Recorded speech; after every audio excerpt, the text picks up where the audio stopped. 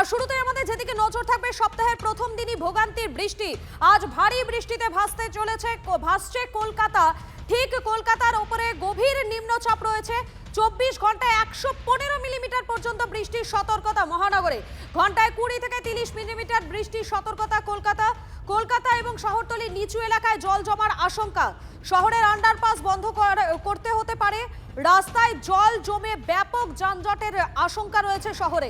ঘন্টায় 30 থেকে 40 কিলোমিটার বেগে দমকা বাতাস বইতে পারে। মেঘ ডাকলে কংক্রিটের নিচে থাকার পরামর্শ। সপ্তাহের একেবারে প্রথম দিনই ভোগান্তির বৃষ্টি। আজ দিনভর বৃষ্টিতে ভাসছে কলকাতা। বিভিন্ন এলাকা জলমগ্ন হয়ে পড়েছে। সেক্টর 5 থেকে চিংড়িহাটা বিভিন্ন এলাকায় কিন্তু এই মুহূর্তে ট্রাফিক নিয়ন্ত্রণ করা হচ্ছে। যানজটের সৃষ্টি হচ্ছে। দেখতেই পাচ্ছেন বিভিন্ন জায়গার ছবি আপনাদের সামনে তুলে ধরছি। কোথাও এক হাঁটু জল, তো কোথাও এতটাই ট্রাফিক যে ভোগান্তির শিকার হতে হচ্ছে নিত্যযাত্রীদের। সপ্তাহের প্রথম দিন স্বভাবতই প্রত্যেকেরই অফিসে যাওয়ার একটা কিন্তু তাড়া থাকে। তারা যারা বাড়ি থেকে বেরিয়েছেন প্রত্যেকেই সেই জ্যামে আটকে পড়ছেন। একেবারে দীর্ঘ জ্যামে আটকে তারা পড়ছেন। ভারী বৃষ্টিতে ভাসছে শহর কলকাতার উপরেই গভীর নিম্নচাপ। 24 ঘন্টায় 115 মিলিমিটার পর্যন্ত বৃষ্টির সতর্কতা মহানগরে।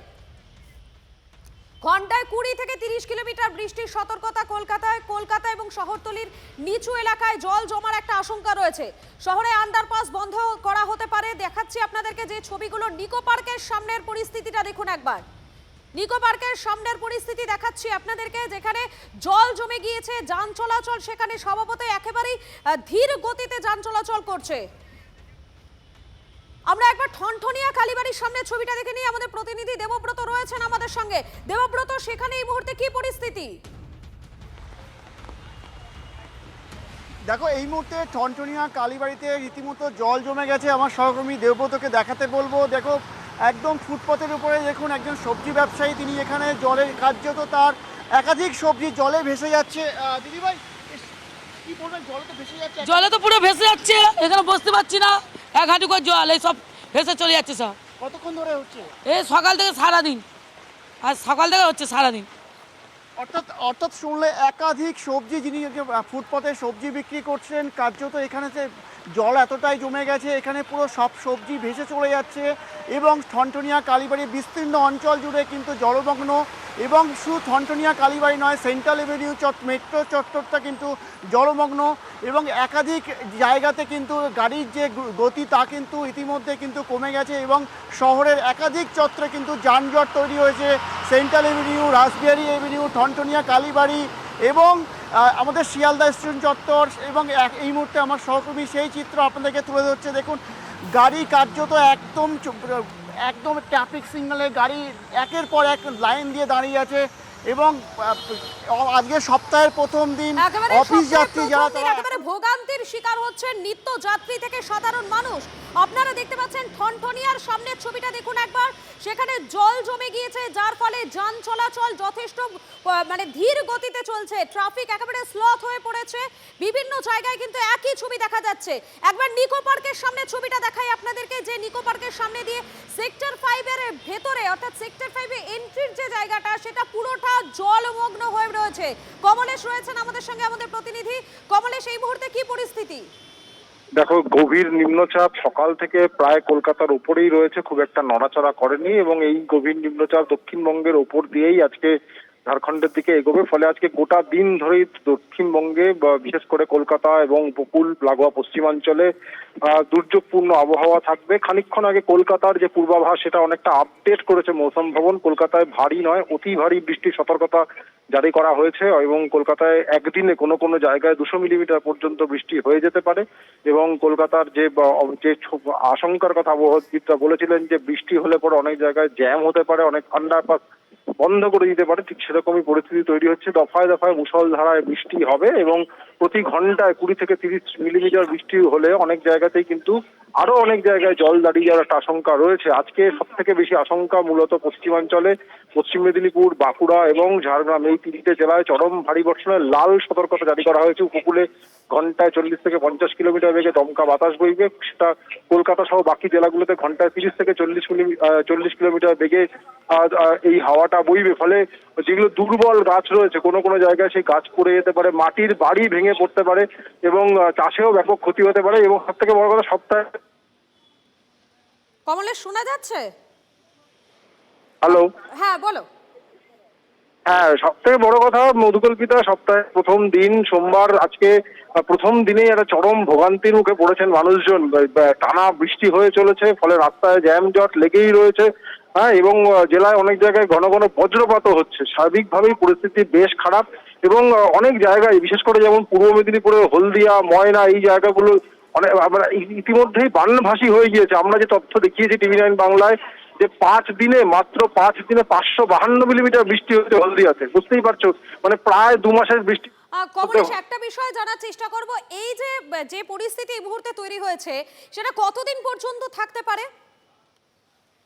দেখো, আগামী 24 ঘন্টায় এই বৃষ্টিটা চলবে এবং আগামীকাল মানে মঙ্গলবারও নিম্নচাপ ঝাড়খণ্ডের দিকে সরে গেলেও এই তার প্রভাব যেহেতু মৌসুমী অক্ষরেখা দক্ষিণবঙ্গের ওপরেই রয়েছে, অর্থাৎ কমলেশের সঙ্গে কোনো কারণে আমাদের যোগাযোগ বিচ্ছিন্ন হয়েছে।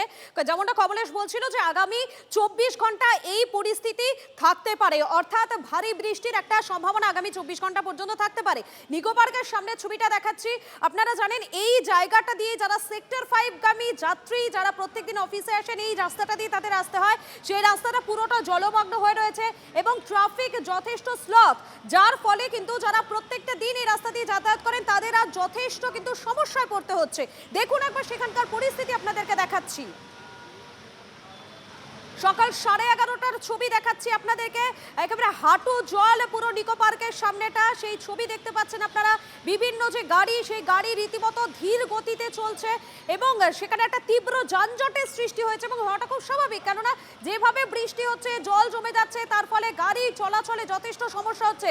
বিভিন্ন যে পাম্পিং স্টেশনগুলো, সেই পাম্পিং স্টেশনগুলো খুলে দিয়ে জল দ্রুত সেখান থেকে বের করার যে চেষ্টা, সেই চেষ্টাও চলছে। আপনারা দেখতে পাচ্ছেন, সেই ছবি আপনাদের দেখাচ্ছি। সপ্তাহের প্রথম দিনে বৃষ্টি ভোগান্তি, সেই ছবিটা আপনাদের সামনে দেখাচ্ছি।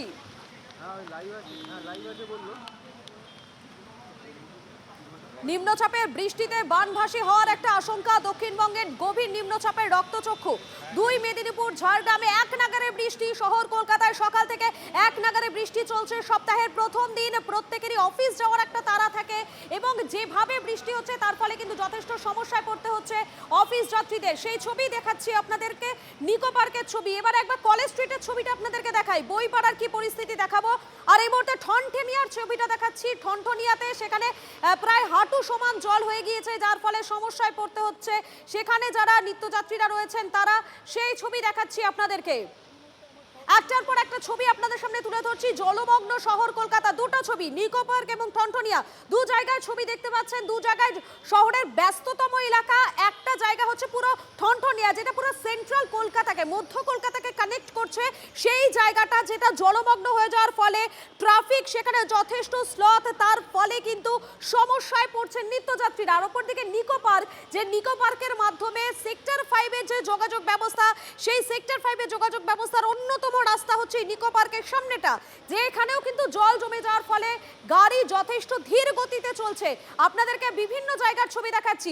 নিকো পার্কের সামনে থেকে আমাদের প্রতিনিধি সৌরভ গুহ আমাদের সঙ্গে রয়েছেন। সৌরভ, নিকো পার্কের এই যে জায়গাতে তুমি রয়েছো সেটা অত্যন্ত গুরুত্বপূর্ণ জায়গা, কারণ এখান থেকে সেক্টর 5-এর দিকে আসেন যারা অফিস যাত্রীরা রয়েছেন তারা। সেখানে এই মুহূর্তে কি ছবি ধরা পড়ছে?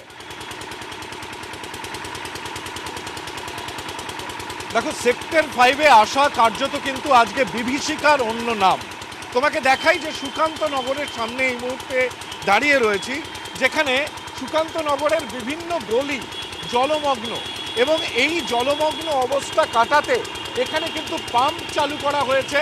পাম্প চালু করে জল বের করে দেওয়া হচ্ছে। সেই জল স্বাভাবিকভাবে চিংড়িঘাটার যে মেইন রোড, সেই মেইন রোডে গিয়ে পড়ছে এবং এই মুহূর্তে যে ছবিটা, দুই রাস্তাতেই, যেটা সেক্টর 5-এর দিকে আসছে যে রাস্তা এবং সেক্টর 5 থেকে চিংড়িঘাটা মোড়ে যাচ্ছে যে রাস্তা, দুই রাস্তাতেই কিন্তু যানজট, ব্যাপক আকারে যানজট রয়েছে। অন্তত আধ ঘন্টা থেকে 45 মিনিট সময় লাগছে চিংড়িঘাটা থেকে সেক্টর 5 পর্যন্ত আসার ক্ষেত্রে। সর্বত্রই জল জমার ছবি রয়েছে, কিন্তু জল জমার থেকেও জল জমার জেরে যে বিপুল যানজট হয়েছে অফিস পাড়ায় সোমবার দিন, নিঃসন্দেহে খুবই দুর্ভোগের মধ্যে পড়েছেন সাধারণ মানুষ। এবং এই মুহূর্তে তুমি দেখতে পাচ্ছ যে চাকা প্রায় গড়াচ্ছে না, এই অবস্থাটাই কিন্তু রয়েছে একেবারে নিকো পার্ক থেকে চিংড়িঘাটা। এই গোটা রাস্তা জুড়ে কিন্তু এই ছবিটাই বারে বারে ধরা পড়ছে। একেবারে আমরা সেই ছবিটাই আপনাদের সামনে তুলে ধরছি। সৌরভ, তুমি আমাদের সঙ্গে থাকো। নিকো পার্কের সামনের ছবি দেখাচ্ছি এবং ঠনঠনিয়া দু জায়গার ছবি দেখাচ্ছি। আমি আরো একবার ঠনঠনিয়ায় চলে যাবো। আমাদের প্রতিনিধি দেবব্রত রয়েছেন। দেবব্রত, যে রাস্তায় তুমি রয়েছে এটা অত্যন্ত গুরুত্বপূর্ণ, পুরো মধ্য কলকাতাকে কানেক্ট করছে এই রাস্তা। সেই রাস্তাটা এই মুহূর্তে জলমগ্ন।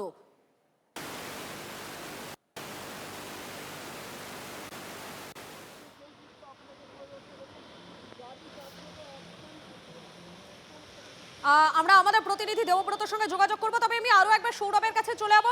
সৌরভ, তুমি যেখানে রয়েছো সেখানকার ছবিটা যদি একবার সম্ভব হয়, পারিপার্শ্বিক ছবিটা দেখানো, যে এখনো কি সেখানে যানজট রয়েছে সেটা যদি একবার দেখানো সম্ভব হয়। এটাই ওনার ডিউটি, আমাদের কোনো কাজ করেনি। আচ্ছা, এখানে আপনি বলছেন এটা বোর্ডের কাজ না করার জন্য অবস্থা হয়েছে? একদম, পৌরসভা সবাই দেখেছে, সবাই এসছে, সবাই আশ্বাস দিয়েছে, কেউ কিছু করেনি। আচ্ছা, এই মুহূর্তে আরেকবার তোমাকে ছবিটা দেখাই। এই মুহূর্তে সুকান্ত নগরের এই যে বিভিন্ন, এই জায়গাটার নাম কি বলছেন? সুকান্তনগর।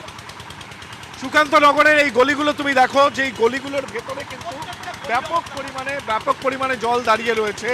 এবং এখানে এই গলিগুলো ব্যাপক পরিমাণে জল দাঁড়িয়ে রয়েছে। এবং তুমি দেখতে পাচ্ছ যে জলগুলো বের করবার যেমন একদিকে চেষ্টা চলছে পাম্পগুলোকে চালু রেখে, এই জলটাই গিয়ে পড়ছে চিংড়িঘাটা মেইন রোডে, যা কিন্তু ব্যাপক রকম যানজটের তৈরি করছে। কারণ মূল রাস্তায় জল জমে রয়েছে, গলির জল রাস্তায় আসছে, তার ফলেও কিন্তু একটা ব্যাপকভাবে সেই মেইন রোডের ওপর জল দাঁড়াচ্ছে। এবং তার ফলে যেটা সবথেকে বড় সমস্যার বিষয়, নিকো পার্ক থেকে চিংড়িঘাটা এই গোটা রাস্তা জুড়ে কিন্তু ব্যাপক যানজট রয়েছে। সৌরভ, একবার আমি তোমার থেকে জানতে চাইবো, তুমি এই মুহূর্তে সুকান্ত নগরে রয়েছো। সেই সুকান্ত নগরের যে রাস্তা দেখালে, এটা কি কোনো গলি যে রাস্তাটা জলমগ্ন হয়ে রয়েছে?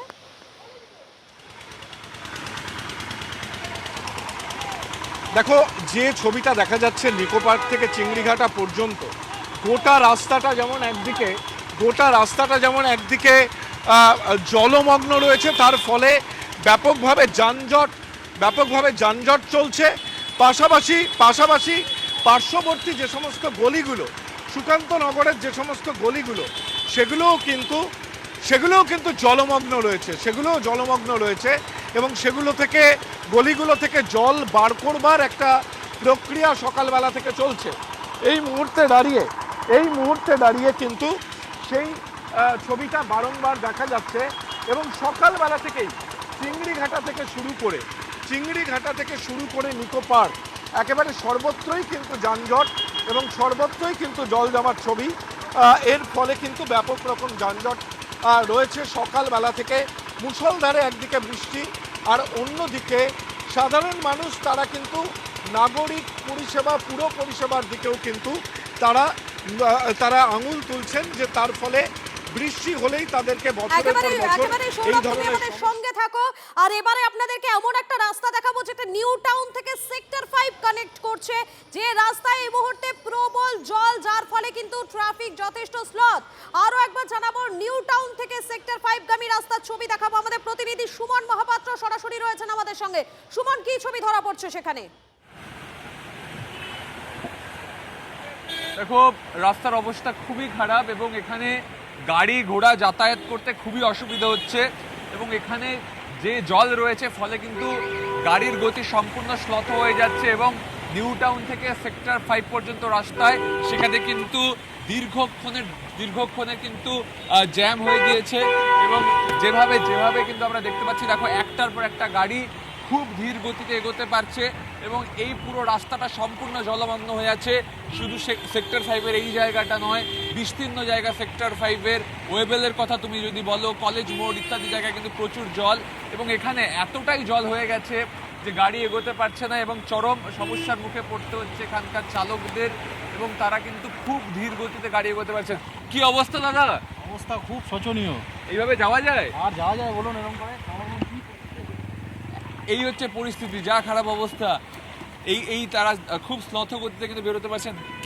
এত জল কি করছে? জল, অফিস যাওয়া লেট হচ্ছে, আর কি বলবো। অফিস যাওয়ার লেট হয়ে যাচ্ছে, জল, গাড়ির গতি খুব কম এবং কোনো মতে কিন্তু এখান থেকে গাড়ি পাস করতে পারছে। আমি আরও একবার অমিতকে বলবো এই দিকটা দেখাতে, অমিতকে বলবো যদি একটু এগিয়ে আসা সম্ভব হয়, যে যেভাবে এখানে কিন্তু এই যারা ইনস্ট্যান্ট খাবার সাপ্লাই দেন তার থেকে শুরু করে অন্যরা, তারা প্রত্যেকেই কিন্তু অভিযোগ জানিয়ে যাচ্ছেন যে এই পুরো রাস্তাটা যতদূর আমি যাচ্ছি ততদূর কিন্তু জলই জল।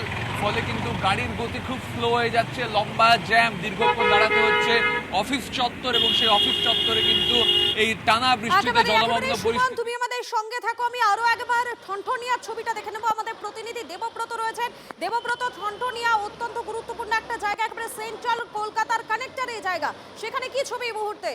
আমি আরো একবার সুমনের কাছে চলে যাবো। সুমন, তুমি যে জায়গাতে রয়েছো সেটা অত্যন্ত গুরুত্বপূর্ণ, অফিস পাড়া অর্থাৎ সেক্টর 5-এ ঢোকার মুখ, সেখানে এই মুহূর্তে তীব্র যানজট। স্বভাবতই যারা রয়েছেন অফিস যাত্রীরা, তাদের গন্তব্যে পৌঁছাতে যথেষ্টই সমস্যায় পড়তে হচ্ছে। দেখো, আমি নিজে নিউ টাউন থেকে এখানে আসছিলাম, আমার দীর্ঘক্ষণ সময় লেগে গেল এই জ্যাম ঠেলে আসতে, তার কারণ জল। এই জলের কারণে কিন্তু গাড়ির গতি স্লথ হচ্ছে।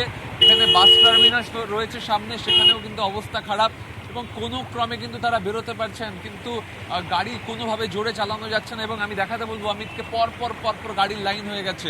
এটা কিন্তু ওয়ান ওয়ে, দুটো লেন দিয়েই শুধু গাড়ি আসে, গাড়ি যাওয়ার ব্যাপার নেই। তারপরেও কিন্তু এরকম লম্বা জ্যাম, কোনো মতে গাড়িগুলো বেরোচ্ছে, তাও তো এখন সামনের ডান দিকটা ফাঁকা হয়েছে। তাই তুমি দেখো যে গাড়ি, তুমি আমাদের সঙ্গে থাকো, আমি দেবব্রতর কাছে চলে যাই। দেবব্রত, এই মুহূর্তে ঠনঠনিয়া কালীবাড়ির ছবিটা কেমন? হ্যাঁ দেখো, এই মুহূর্তে পুরো মধ্য কলকাতার একটা গুরুত্বপূর্ণ জায়গায় ঠনঠনিয়া কালীবাড়ি, বিস্তীর্ণ জায়গা পুরো। আমি রাস্তাটা আমার সহকর্মীকে পুরো দেখাতে বলবো, কার্যত দুপাশ পুরো প্লাবিত হয়ে গেছে, একের পর এক যানজট, অ্যাম্বুলেন্স থেকে শুরু করে কলকাতা পুলিশের যে গাড়ি কার্যত দুর্ভোগের মধ্যে দিয়ে যাচ্ছে, রুগী এবং রুগীর পরিবাররা এই ভোগান্তির সামিল হচ্ছে। এছাড়াও যারা রাস্তার ফুটপাতে যারা ক্ষুদ্র ব্যবসায়ী যারা রয়েছে, কার্যত তারা একের পর এক তাদের দোকানপাট তারা কিন্তু গুটিয়ে নিচ্ছে, এই ভোগান্তির শিকার কিন্তু তারাও কিন্তু হচ্ছে। এবং এই মুহূর্তে আমরা রয়েছি ঠনঠনিয়া রাজবাটি। এই ঠনঠনিয়া রাজবাটির মধ্যেও কিন্তু বিস্তীর্ণ অঞ্চলে কিন্তু জলের মধ্যে প্লাবিত হয়েছে। আমার সহকর্মী দেবব্রতকে বলবো দেখানোর জন্য সেই চিত্র। এই রাজবাটির মধ্যে কার্যত হাঁটু সমান জল এখানে রয়েছে, একের পর এক জায়গা। একেবারে আমরা সেই ছবিটাই মুহূর্তে দেখাচ্ছি আপনাদেরকে, ঠনঠনিয়ার ছবি দেখতে পাচ্ছেন আপনারা।